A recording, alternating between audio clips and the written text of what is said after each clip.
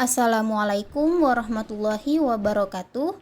Perkenalkan, saya Muti Ahdinillah dari Peminatan Epidemiologi tahun 2020. Di sini saya akan menjelaskan mengenai analisis data sekunder SDKI tahun 2017 menggunakan kompleks analisis. Baiklah, adapun yang akan saya jelaskan dalam presentasi kali ini mengenai langkah analisis data. Yang pertama ada penentuan variabel, yang kedua pembobotan atau site plan kompleks sampel, yang ketiga analisis dengan kompleks sampel univariat, yang keempat analisis dengan kompleks sampel bivariat, dan yang kelima analisis kompleks sampel regresi linear. Langkah yang pertama yakni menentukan variabel yang akan dianalisis. Maka dari itu perlu dibuat definisi operasional untuk menjelaskan variabel, operasional, hasil ukur, dan cara ukur. Adapun variabel pada analisis kali ini yakni ada bobot atau sample weight, kemudian ada frekuensi penggunaan internet, kemudian ada usia kehamilan, dan status kehamilan.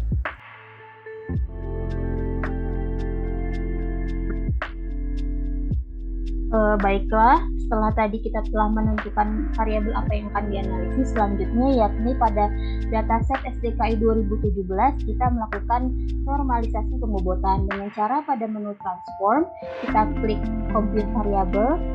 Kemudian untuk data SDKI sendiri sesuai dengan shd.com kita menggunakan P005 dibagi sejuta, kemudian kita buat target variabelnya di variabel baru, contohnya kita buat nama bobot normal. Kemudian langsung klik OK. Nah, di sini sudah terbentuk variabel baru bobot normal. Selanjutnya kita membuat site plan dengan cara pada menu analyze kita pilih complex sample. Kemudian kita pilih prepare for analyze.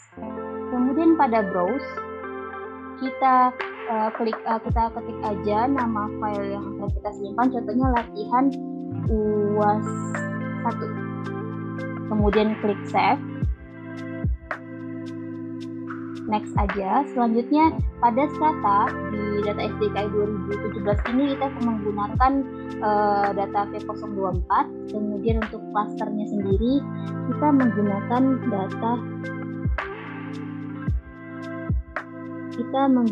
data P021. Dan untuk sample weight-nya kita menggunakan variabel bobot normal yang sudah dibuat tadi. Kemudian klik next aja, next, kemudian finish. Nah, setelah itu nanti akan tersimpan variabel site plan-nya yaitu latihan UAS 1. Nah, itu tadi cara melakukan normalisasi pembobotan dan membuat site plan.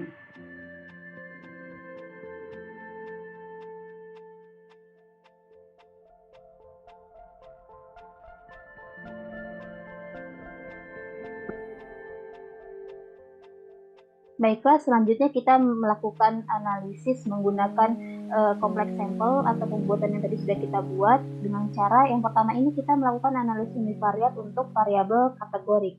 Nah, dengan cara pada menu analyze kita pilih kompleks sampel, kemudian kita pilih frekuensi. Nah, di sini browse sudah tadi kita ambil dari site plan-nya latihan UAS 1, klik continue. Kemudian untuk variabel kategorinya di sini saya mengambil variabel kategorik yaitu frekuensi penggunaan internet responden, yaitu pada variabel P171B.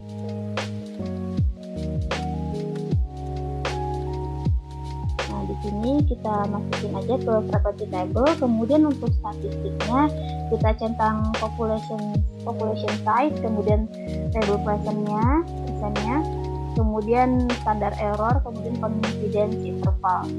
Nah, langsung aja klik continue, kemudian OK.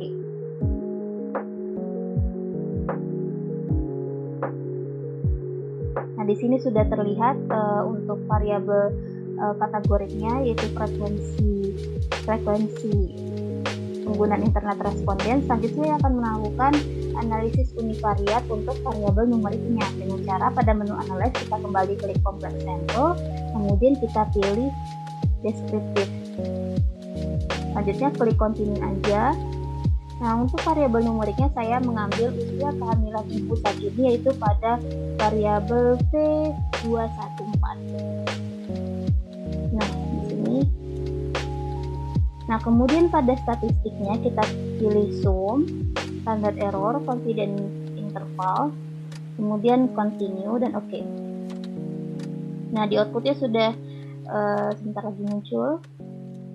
Nah, di sini outputnya sudah ada hasil analisis univariat kategori untuk variabel kategorik dan variabel numerik.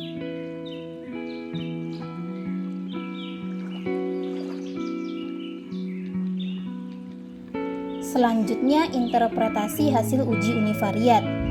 Pada variabel kategorik yang digunakan yakni variabel frekuensi penggunaan internet responden. Dalam hasil univariat menunjukkan bahwa frekuensi terbanyak penggunaan internet responden dalam sebulan terakhir yakni sebanyak 72,8% dengan kategori tidak sama sekali menggunakan internet. Selanjutnya, untuk variabel numerik pada hasil uji univariat yaitu variabel usia kehamilan saat ini didapatkan hasil pada analisis univariat menunjukkan bahwa rata-rata usia kehamilan responden saat ini yakni 5 bulan usia kehamilan.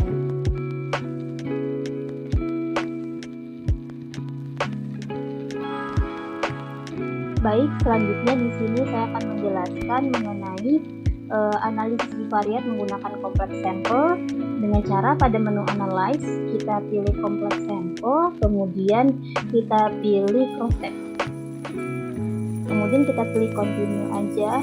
Nah, di sini saya menggunakan analisis bivariatnya, yaitu ingin mengetahui hubungan antara variabel status kehamilan responden dengan frekuensi penggunaan internet.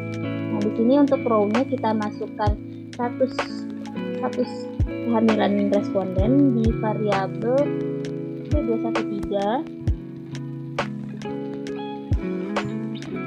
Kemudian pada menu kolom kita masukkan frekuensi penggunaan internet yaitu V171B.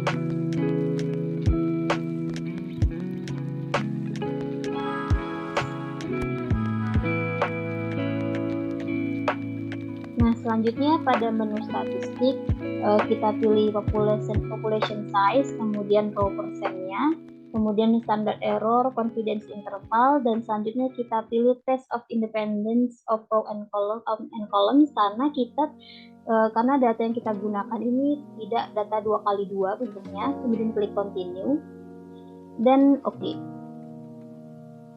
Nah, di sini sudah muncul hasil analisis bivariatnya. Baik, itu saja mungkin tentang analisis bivariat. Selanjutnya, hasil interpretasi uji bivariat. Variabel yang digunakan yakni variabel frekuensi penggunaan internet dan status kehamilan saat ini. Nah, untuk hasil analisis univariat menunjukkan bahwa nilai signifikan 0,0 atau kurang dari 0,05 yang dapat disimpulkan bahwa terdapat hubungan antara status kehamilan responden saat ini dengan frekuensi penggunaan internet dalam sebulan terakhir.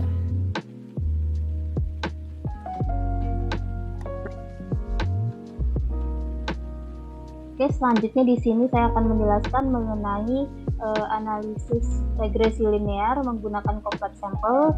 Langkahnya yang pertama pada menu analyze kita pilih kompleks sampel, kemudian kita pilih general linear model.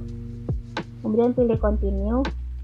Nah, sebelum di sini saya akan menganalisis hubungan antara variabel kategori pengetahuan tentang masa ovulasi dan usia responden dengan usia kehamilan responden saat ini. Nah, untuk dependen variabel kita masukkan usia kehamilan responden. Nah, usia kehamilan responden itu ada di variabel V214.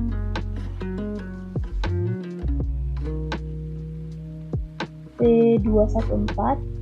Kemudian di vektornya kita masukin variabel variabel independen kategoriknya yaitu pengetahuan ibu mengenai responden mengenai masa ovulasi. Kemudian untuk kovariat kita masukkan variabel numeriknya yaitu usia responden numerik. Kemudian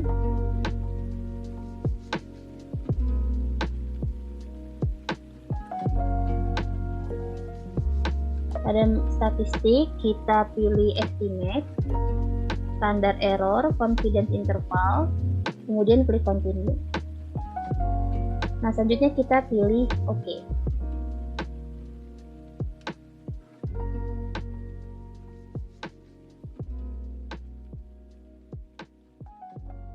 Nah, pada output kita sudah bisa melihat nih dari R-square dan tabel test of model mengenai untuk interpretasi regresi linear.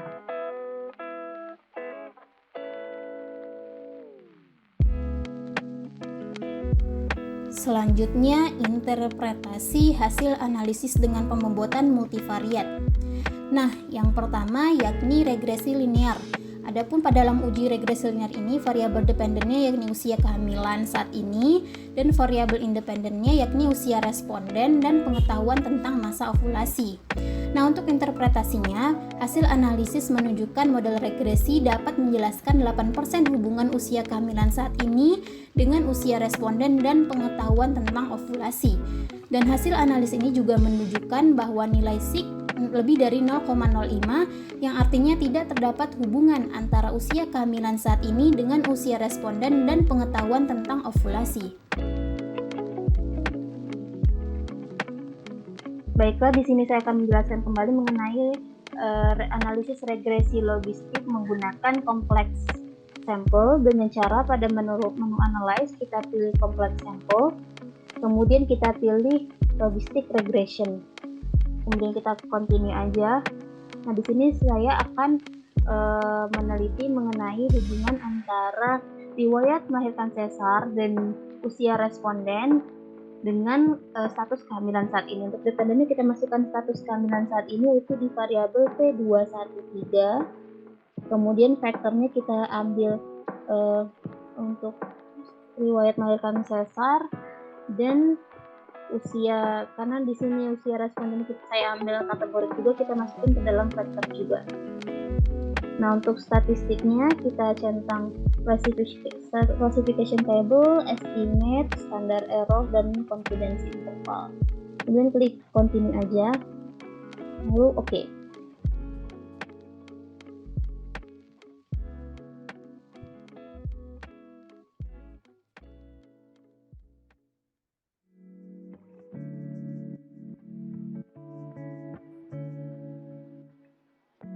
Nah, di sini sudah muncul hasil analisis regresi logistik, bisa kita lihat di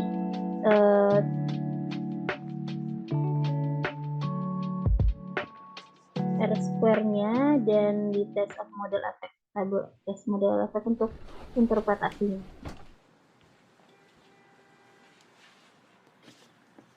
Selanjutnya untuk interpretasi hasil analisis regresi logistik, di mana variabel dependen yang digunakan yakni status kehamilan saat ini dan variabel independennya yakni riwayat sesar dan usia responden.